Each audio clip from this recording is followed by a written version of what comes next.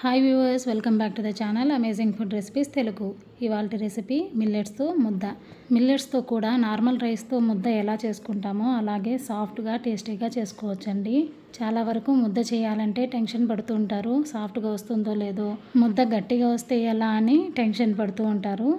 తెలియని వాళ్ళ కోసం చెప్తున్నానండి, తెలిసిన వాళ్ళ గురించి కాదు. ఇలా ముద్ద చేయడం కూడా తెలియని వాళ్ళు ఉంటారు కదా, అలాంటి వాళ్ళ కోసం ఈ వీడియో. నేను చెప్పిన ప్రొసీజర్లో చేశారంటే ఎంతో సాఫ్ట్గా టేస్టీగా ఉండే మిల్లెట్స్ ముద్దని మీరు రుచి చూడొచ్చు. ఇంకెందుకు ఆలస్యం, స్టెప్ బై స్టెప్ చెప్పేస్తాను, చూసేద్దాం రండి. ముందుగా మిల్లెట్స్ని 3 స్పూన్స్ తీసుకుంటున్నానండి. ఇక్కడ నేను ఒకదాన్నే తింటాను కాబట్టి 3 స్పూన్స్ తీసుకుంటున్నాను. మీరు ఎంతమంది ఉన్నారో దానికి తగ్గట్టుగా క్వాంటిటీ తీసుకోండి. ఒకరికి 3 స్పూన్స్ అయితే సరిపోతుంది. మిల్లెట్స్లో చాలా రకాలు ఉంటాయండి. నేనైతే లిటిల్ మిల్లెట్స్ తీసుకుంటున్నాను. రైస్ని అయితే మనం ఒక హాఫ్ అన్ అవర్ ముందైతే నానబెట్టుకొని కుక్ చేసుకుంటాం కదా, మిల్లెట్స్ని అయితే అలా కాదండి, 4 అవర్స్ ముందే నానబెట్టుకోవాలి. ఇలా తీసుకున్న మిల్లెట్స్ని 1కి 2 సార్లు బాగా వాష్ చేసుకొని 4 అవర్స్ నానబెట్టుకోవాలి. ఇలా మిల్లెట్స్తో చేసే ముద్ద డైట్లో ఉన్న వాళ్ళకి చాలా యూజ్ అవుతుందండి. ఇలా మిల్లెట్స్తో చేసిన ముద్దని డైట్లో ఉన్న వాళ్ళే కాదండి, ఎవరైనా తినొచ్చు. 4 అవర్స్ తర్వాత ఇలా నానబెట్టుకున్న మిల్లెట్స్ని తీసుకొని నేను ప్రెషర్ కుక్కర్లో వేసుకుంటున్నాను. మీరు డైరెక్ట్గా ఏదన్నా బౌల్లో వేసి ఉడికించుకోవచ్చు, ఇట్లా ప్రెషర్ కుక్కర్లోనూ వేసుకోవచ్చు. నేనైతే ప్రెషర్ కుక్కర్లో ఉడికిస్తున్నాను. ఇలా నానబెట్టుకున్న మిల్లెట్స్కి 1 గ్లాస్ వాటర్ వేసుకొని లిడ్ పెట్టుకొని కుక్ చేసుకోవాలి. 3 విజిల్స్ వచ్చేంత వరకు కుక్ చేసుకోండి. ఇలా మిల్లెట్స్తో చాలా రెసిపీస్ చేసుకోవచ్చండి. మిల్లెట్స్తో మనం గంజి చేసుకోవచ్చు, కిచిడీ లాగా చేసుకోవచ్చు, ఇంకా దీన్ని పౌడర్ చేసుకొని దోశలాగా కూడా యూస్ చేసుకోవచ్చు, అలాగే పిట్టు కూడా చేసుకోవచ్చు. ఇలా చెప్పుకుంటూ పోతే చాలా రెసిపీసే చేసుకోవచ్చండి. మిల్లెట్స్తో గంజి ఎలా తయారు చేసుకోవాలో ఇంతకుముందు వీడియోస్లో చెప్పున్నానండి. ఎవరైనా చూడకుండా ఉంటే ఆ వీడియోస్లో చూడండి. మిగిలిన రెసిపీస్ కూడా వీలు చూసుకొని వీడియోస్ పోస్ట్ చేస్తానండి. ఇలా ప్రెషర్ కుక్కర్లో పెట్టిన తర్వాత 3 విజిల్స్ వచ్చేంత వరకు వెయిట్ చేసి స్టవ్ ఆఫ్ చేసుకోండి. స్టవ్ ఆఫ్ చేస్తానే డైరెక్ట్గా లిడ్ ఓపెన్ చేయకండి. ప్రెషర్ అంతా పోయాక ప్రెషర్ చెక్ చేసుకొని లిడ్ ఓపెన్ చేసుకోండి.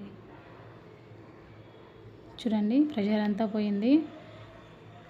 చూస్తున్నారు కదా, మిల్లెట్స్ కూడా బాగా కుక్ అయ్యింది. ఒకసారి చెక్ చేసి చూడండి. చూస్తున్నారా, మిల్లెట్స్ కూడా బాగా కుక్ అయింది. ఇప్పుడు స్టవ్ ఆన్ చేసుకొని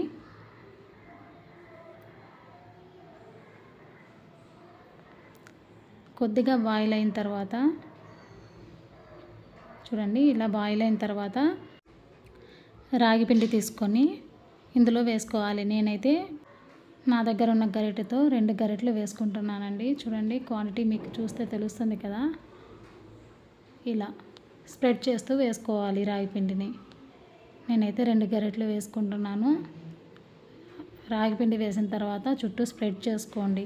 ఇప్పుడు స్టవ్ని లో ఫ్లేమ్లో పెట్టుకొని బాయిల్ చేసుకోవాలి.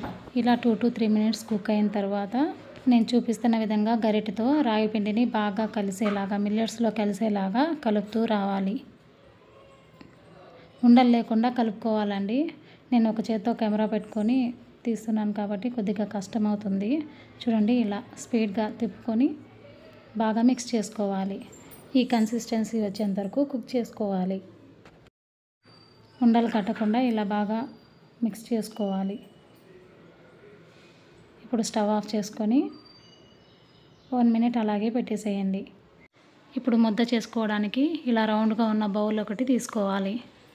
నెయ్యి అంటే ఇష్టం ఉన్న వాళ్ళు ఆ బౌల్ చుట్టూ కొద్దిగా నెయ్యి అప్లై చేసుకోండి. అలా కాకపోతే వాటర్ కొద్దిగా అప్లై చేసుకొని మనం కుక్ చేసుకున్న మిల్లెట్స్ని అందులో వేసుకోవాలి. చూస్తున్నారు కదా, కుక్కర్లో కూడా అడుగంటకుండా మాడకుండా నీట్గా వచ్చేసింది. ఇలా వేడిగా ఉన్నప్పుడే ఈ ముద్ద పైన కొద్దిగా నెయ్యి వేసుకోండి. నెయ్యి అంటే ఇష్టం ఉండేవాళ్ళు, లేదనుకుంటే కొద్దిగా వాటర్ చేయికి తడుపుకొని ఇలా ముద్దలా చేసుకోవచ్చు. ఇలా రౌండ్గా చేసుకొని సర్వ్ చేసుకోండి. ఇలా ముద్దలోకి రోటి పచ్చడి కానీ ఆకుకూర పప్పు కానీ చాలా బాగుంటుంది. నేనైతే బీరకాయ రోటి పచ్చడి, టమాటా చట్నీ వేసుకున్నాను. ఇంకెందుకు ఆలస్యం, ఎంతో టేస్టీ అండ్ హెల్తీ అయిన మిల్లెట్స్ ముద్దని మీరు ట్రై చేసి చూడండి. Thank you for watching.